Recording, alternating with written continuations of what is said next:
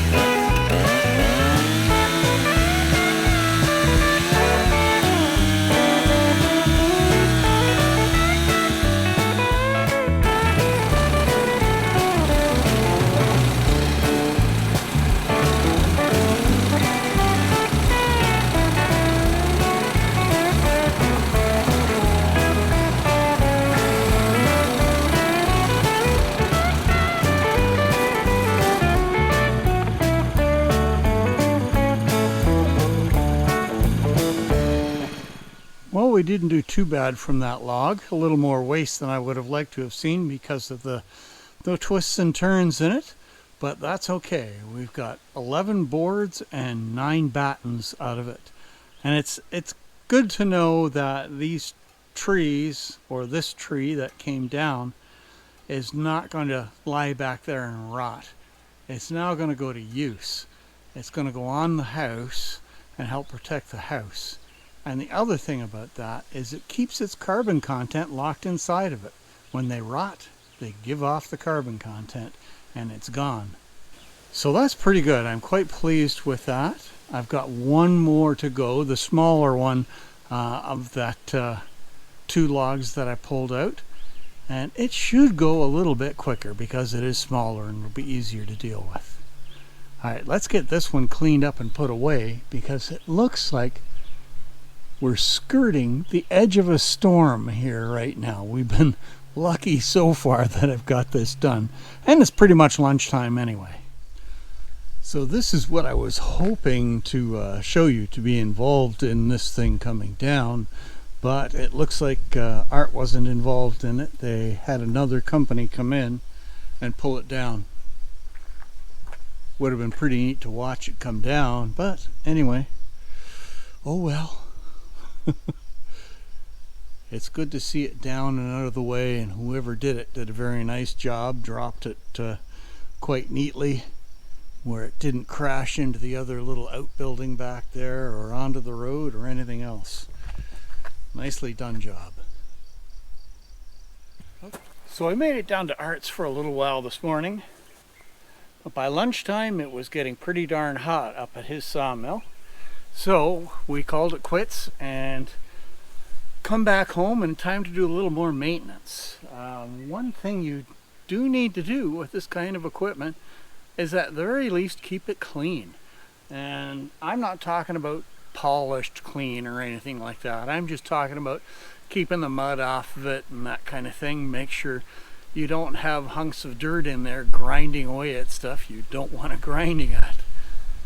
So we're going to finish up doing that, get the tractor and the ATV and the skidder behind the ATV cleaned up, and then I need to get my rain barrel onto my trailer because it's time to start filling our big bin up there with water for the vegetable garden.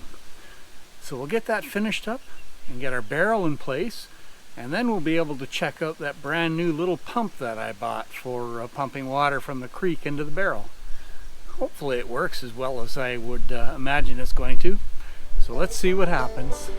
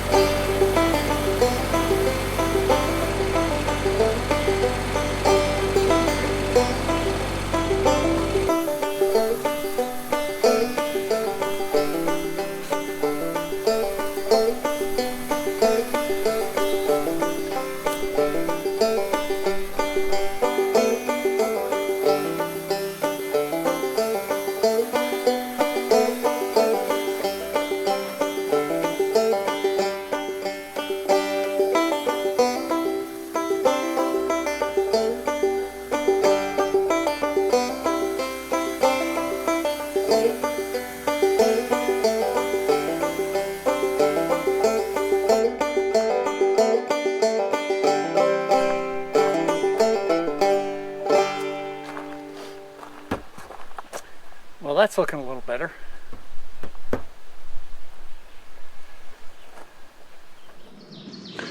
So I've got to get my 45-gallon drum strapped into our trailer, and we're going to test out that pump that I bought from Princess Auto a couple of months ago and see how it works. So let's get that done. And then we've got a couple more odd jobs to do because we have more rain coming tomorrow. So there is a job that I need to get done for the house, and that is cleaning out the chimney for the pellet stove. So I have started the pellet stove, and I'm going to leave it to run for maybe an hour, possibly a little bit longer than that, only because I want to make sure the inside of the chimney is dry for when I run the brush down through it. And this is just a yearly thing that needs to get done, so we'll get that done. And then I can start on installing a ventilation fan in the ceiling of the lower room over top of our pellet stove in order to help bring warm air up into the living room during the colder months. So let's get our pump out, get the trailer hooked up, and get that 45-gallon drum hooked up, and we'll see what we can do.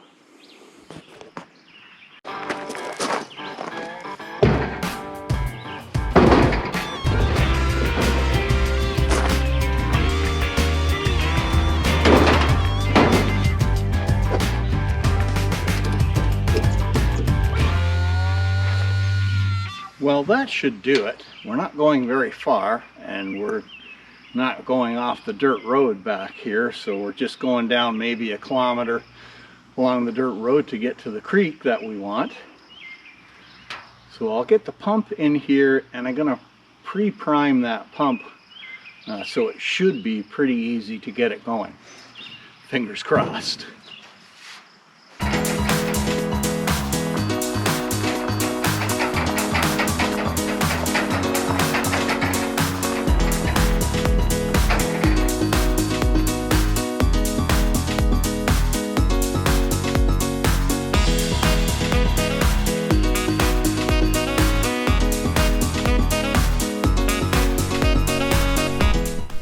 Alright, we're down at the creek. We got everything hooked up.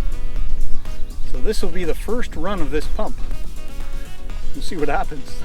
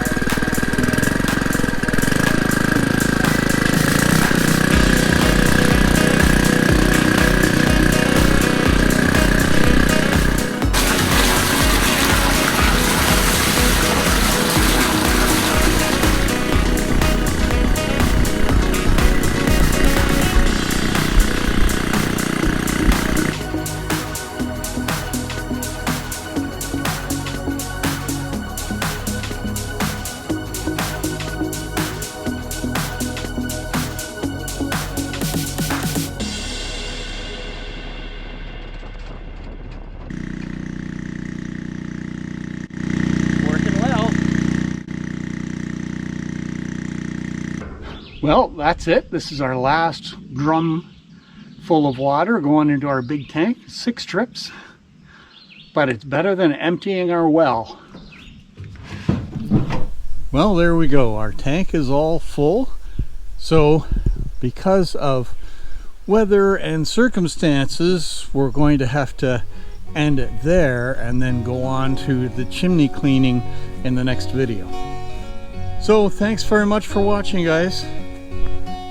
See you out on the trails the next time.